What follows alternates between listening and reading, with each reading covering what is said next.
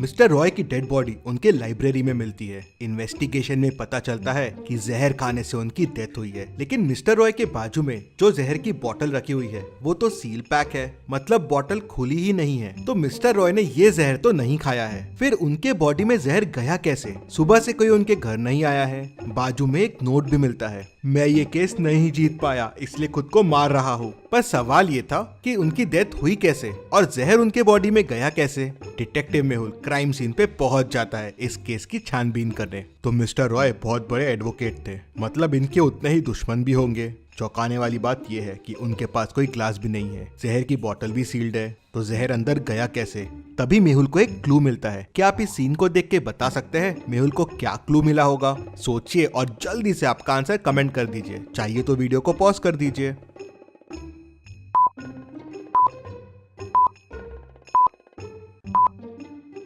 Mister Mehra book पढ़ रहे थे, तो शायद इसी बुक में जहर हो जिससे जहर उनकी बॉडी में गया हो। लेकिन अगर बुक से जहर बॉडी में गया तो जहर की बोतल यहाँ क्या कर रही है और ये नोट क्यों पड़ा हुआ है? मेहुल उनके घर में रहने वाले 2 लोगों से पूछताछ करता है तो कुक कहता है, सर आज मिस्टर रॉय बहुत टेंशन में थे, सुबह से कुछ खाया पिया ही नहीं था। मेट कहता है, सर मिस्टर रॉय दिन भर बुक्स ही पढ़ते रहते थे, मुझे लाइब्रेरी का नाम याद नहीं आ रहा है, लेकिन कोई तो शहर पे था। क्या आप इन दोनों पिक्चर्स को देख के बता सकते हैं ये कौन सी सिटी का नाम है और उसी से लाइब्रेरी का नाम निकलेगा?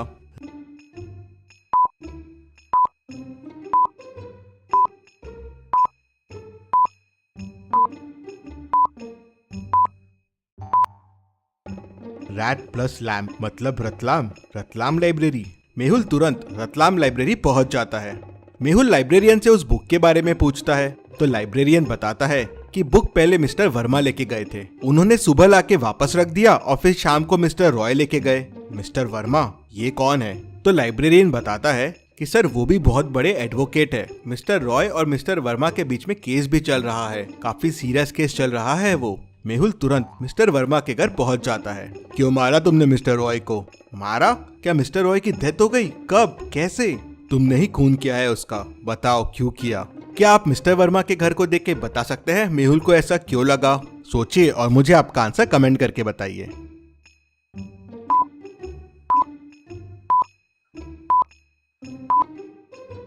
पूरे वॉल पे मिस्टर रॉय के फोटोज हैं और उस पे तुमने इतने सारे डार्ट्स मारे हुए हैं, मतलब वो तुम्हारा दुश्मन होगा। हाँ सर, वो मेरा दुश्मन था। मैं इतना बड़ा वकील हूँ लेकिन आज तक मैं उससे केस नहीं जीता। मैं उससे 10 केस हार चुका था। वो बेईमानी करके लोगों को पैसे खिला के केस जीत जाता था। कई मासूमों को उसके वजह से सजा हुई है सर, लेकिन ये केस मैं उसे जीतने वाला था। पहली बार मैं उसे हराने वाला था। मैं क्यों मारूंगा उसे? हाँ, शायद तुमने उसे नहीं मारा। मेहुल तुरंत समझ जाता है कि मिस्टर रॉय के पास जहर की बोतल क्यों रखी हुई थी। क्या आप वीडियो को पॉज करके सोच सकते हैं?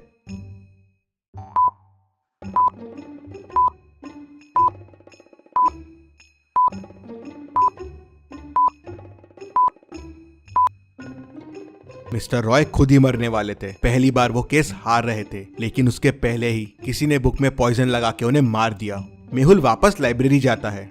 फिर मेहुल लाइब्रेरियन से पूछता है, क्या कोई इस बुक को सुबह से शाम के बीच में लेके गया था?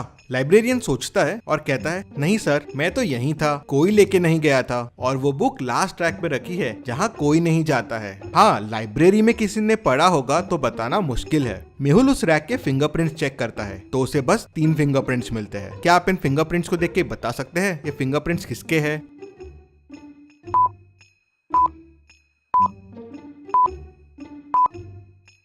पहला वाला तो मिस्टर रॉय का है, तीसरा वाला मिस्टर वर्मा का है, लेकिन ये एक्स्ट्रा फिंगरप्रिंट किसका है? शायद यही मर्डरर हो। मेहुल सोच में पड़ जाता है। धूल के वजह से फिंगरप्रिंट्स थोड़े बिगड़ गए थे, तो किसके हैं मैच करना बहुत डिफिकल्ट था। सुबह से लेके शाम के बीच में लाइब्रेरी में 3 लोग थे। मेहुल तीनों से पूछताछ करता है, क्या तुम लाइब्रेरी के उस कॉर्नर में गए थे? नहीं सर, मेरे तो एग्जाम चल रहे हैं, मैं तो टेबल से हिला भी नहीं, पूरे दिन बस पढ़ाई कर रहा था। सर मैं उस साइड गया था लेकिन उन बुक्स के पास नहीं गया। सर पीछे रैक्स के बुक्स बुरे हाल में हैं, पेजेस भी फट रहे हैं, तो मैं वहाँ क्या करने जाऊंगा? मेहुल थोड़ा सोचता है और तुरंत समझ जाता है कि कौन झूठ बोल रहा है। कैसे? क्या आप सोच के बता सकते हैं?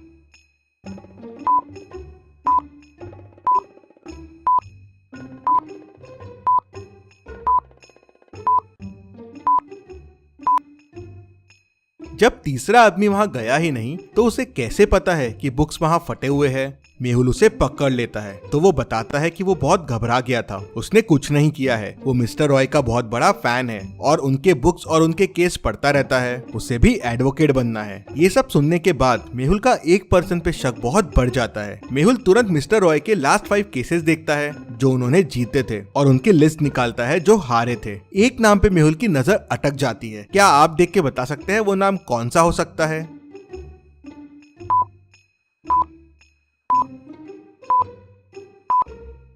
वो नाम है रोहन शर्मा। ये नाम तो पहचाना सा लग रहा है। लाइब्रेरियन का नाम रतन शर्मा है और इसका रोहन शर्मा। कहीं ये दोनों रिलेटेड तो नहीं? क्योंकि बुक लाइब्रेरी में कब आई और कब गई ये बस लाइब्रेरियन को पता था। मेहुल तुरंत लाइब्रेरियन के घर पहुंच जाता है तो देखता है कि उसके भाई की डेथ हो गई है। रोहन शर्मा की फोटो लटके रहती है और उसपे हार होता है। पता चलता है कि उसने सुसाइड कर लिया था क्योंकि वो केस हार गया था। मेहुल को समझते देर नहीं लगती कि ये बदला लेने के लिए ही शायद उसने मिस्टर रॉय का खून किया होगा। मेहुल रूम की चीजों को देखता है तो उसे एक और मर्डर का शक होता है। क्या आप रूम को देख के बता सकते हैं कि वो क्या चीज है?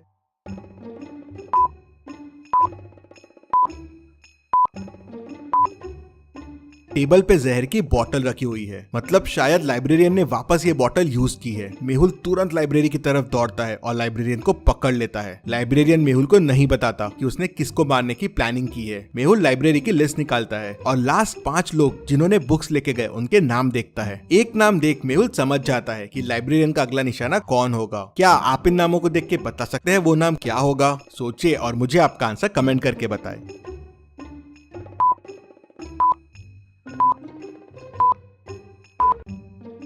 और वो है mister Verma. Mister Roy case जीत गए थे और मिस्टर वर्मा केस हार गए थे, तो लाइब्रेरियन उसे भी मारना चाहता था क्योंकि उसके वजह से उसका भाई मर गया था। मेहुल तुरंत मिस्टर वर्मा के घर पहुंच जाता है और उन्हें बुक पढ़ने से रोक लेता है। मिस्टर वर्मा बच जाते हैं। मेहुल केस सॉल्व कर लेता है। Detective Mehul rocks. इसी बात पे जल्दी से वीडियो को लाइक कर दीजिए। चलिए अगली पहेली देखते हैं। लोकेश का उसके रूम में मर्डर हो जाता है। मर्डर करीब 4 बजे हुआ है।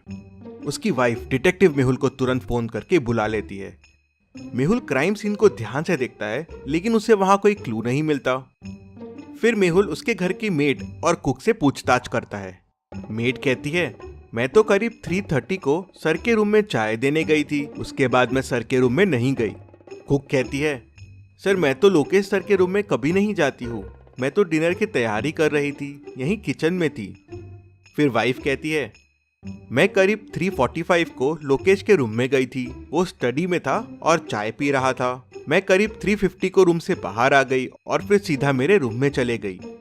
मेहुल तीनों की बातें सुनता है और तुरंत समझ जाता है कि खूनी कौन है। कैसे? क्या आप सोच के बता सकते हैं खूनी कौन है? सोचिए और मुझे आपका आंसर कमेंट में बताइए।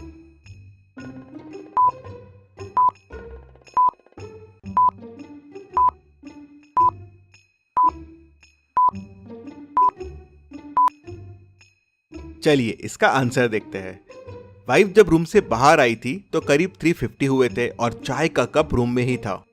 लेकिन जब मर्डर हुआ तो चाय का कप रूम में नहीं था। कप रूम से सिर्फ मेड उठा सकती है और वो कप डाइनिंग पे रखा हुआ है, ठीक मेड के पीछे। मतलब मेड जब कप लेने वापस गई होगी करीब 4 बजे, तब उसने लोकेश का खून किया होगा। मेहुल उसे पकड़ लेता है। चलिए अगली पहेली देखते हैं।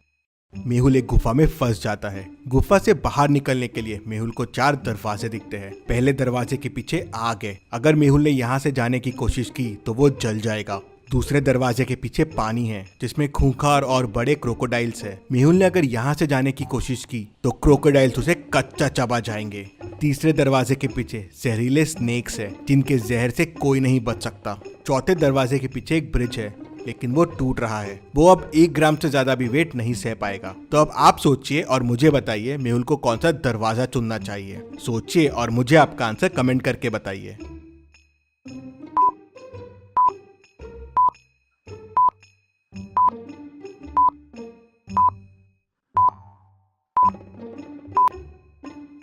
चलिए इसका आंसर देखते हैं। अगर आप ध्यान से देखेंगे तो गुफा के कोने में एक बाल्टी पड़ी हुई है। मेहुल दूसरा दरवाजा खोलेगा और बाल्टी लेके अंदर जाएगा। वो बाल्टी में पानी भर के लेके आएगा और पहले दरवाजे की आग बुझाना शुरू कर देगा। धीरे धीरे थोड़ी देर में आग बुझ जाएगी तो मेहुल पहले दरवाजे से निकल पाएगा। तो लॉजिकल आर्मी, ऐसे और मेहुल वीडियोस के लिए चैनल को सब्सक्राइब करके बेल आइकन प्रेस कर दीजिए। Thank you.